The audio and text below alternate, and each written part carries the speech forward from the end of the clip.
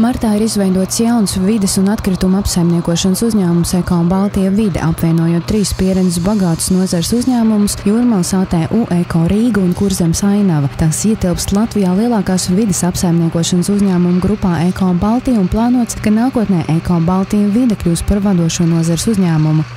Mēs jau ilgstoši uz to gājām, faktiski jau viņi darbojās kā vienots uzņēmums.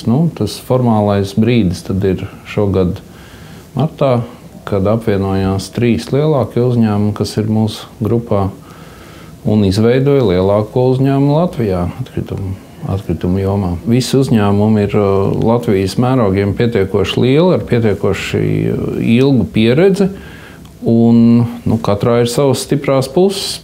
Eko Baltija vide savāc kā cietos sadzīves atkritumus, tā arī otrreizējās izejvielas, kas tiek pāršķirotas un pārstrādātas. Savukārt citi atkritumi nogādāti uz izgāstuvi, kur tos deponē. Uzņēmums par vienu no savām prioritātēm ir definējis atkritumu šķirošanas pieejamības nodrošināšanu. Mēs ceram, ka mēs ļoti strauji panāksim to, ka būs iespējas visiem mūsu klientiem dalīt savus atkritumus, kas līdz ar to varētu samazināt izdevumus un vispār sniegt tādu gandarījumu par to, ka cilvēks ir atbildīgs par vidi. Uzņēmumiem apvienojoties pakāpeniski visā darbības teritorijā, klientiem būs pieejams pilns vides apsaimniekošanas pakalpojumu klāsts, sākot ar sadzīves un šķiroto atkritumu izvešanu, beidzot ar ceļu un teritoriju uzkopšanu, apzaļumošanu un citiem pakalpojumiem.